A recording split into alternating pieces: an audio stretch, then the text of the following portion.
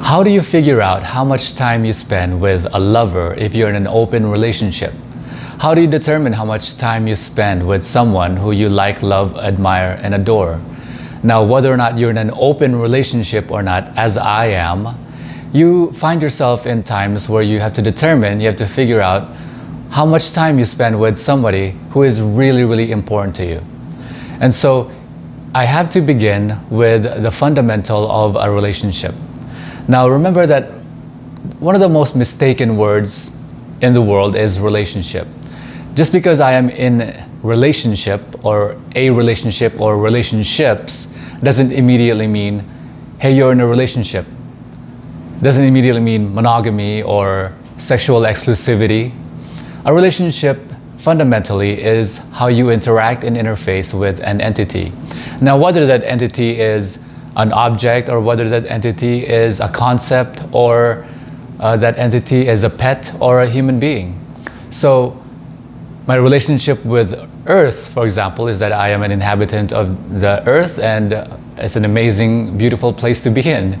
My relationship with my cat is that my cat appreciates that I'm its master and I appreciate that I am its master, and none of which has to be communicated using words. My relationship with my colleagues, my friends, are very specific in the dynamic that it exists in based on our relationship, based on how we interact and how we interface with each other. So beginning with that foundation is a very incredibly important one. Remember that always. It's so important. I want you to really, really listen.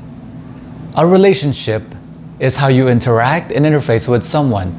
Since there is no such individual that is alike any other individual, this means that every relationship you have with anyone, sexual or not, human or not, concept, idea, or object or not, is unique to that entity. There is no such individual that you will have the same relationship with another individual because they're not the same person, they don't have the same likes, desires, and wants. And you have to begin with that. So with that in mind, we go now to how we begin relationships.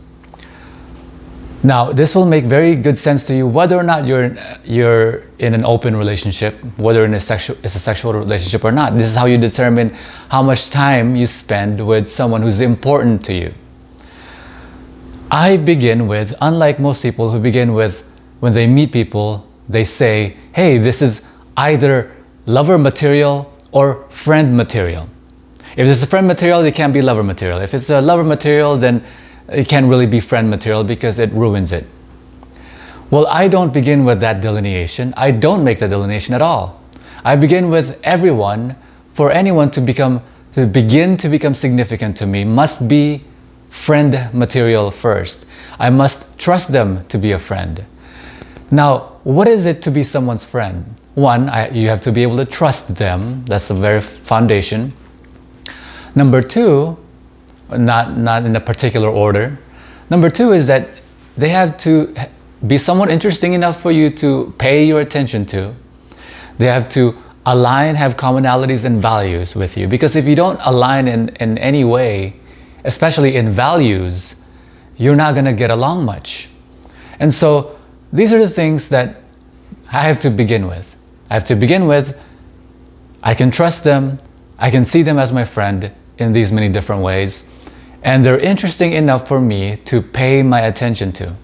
And so beginning with that, every relationship that I have, every friendship that I have, over time either grows in significance or less significant. They become more significant or less significant dependent on how they interact and interface with me, meaning how our relationship becomes. None of it requires work, and none of it requires to be forced or coerced or not facilitated or manufactured. None of it.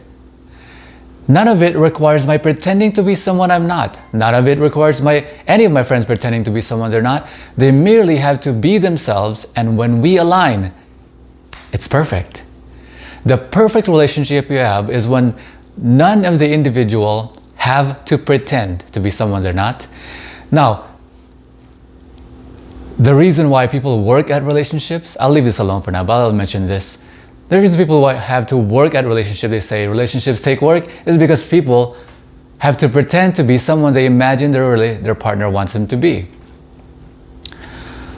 Leaving that alone, they either grow in significance or less significant.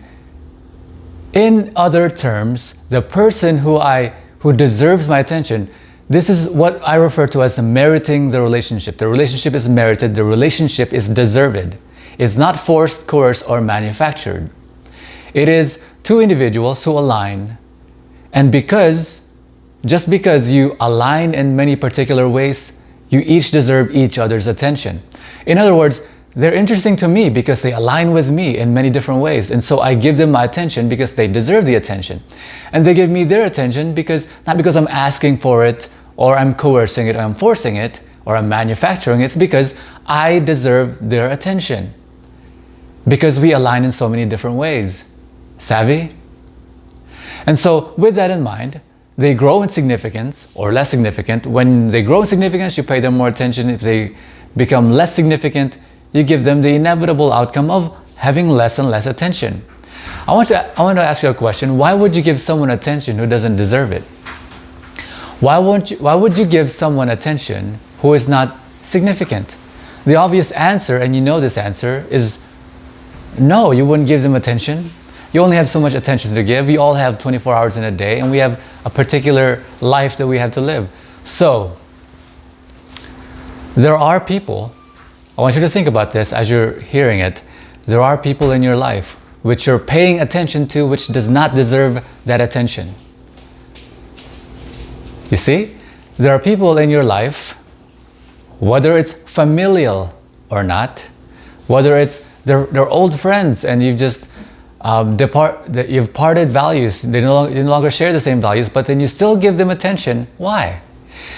There are often a lot of people who feel guilt for not providing the attention that they imagine other people wanted for many different reasons, primarily for obligation purposes.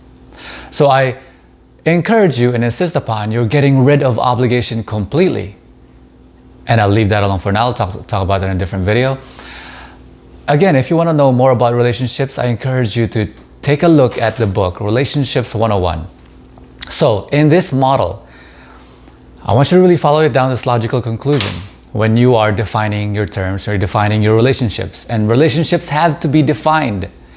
When you're unable to communicate your boundaries and what you see as good and bad, what you see as correct and incorrect, right and wrong, if you're unable to communicate that to anyone, people will walk all over you and you will have a miserable relationship because they don't know what you stand for.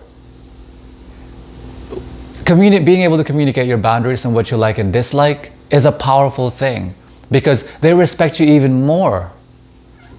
So the inevitable outcome of this logical conclusion is that they begin as friends, they become more significant, and when they become so significant, they become very significant.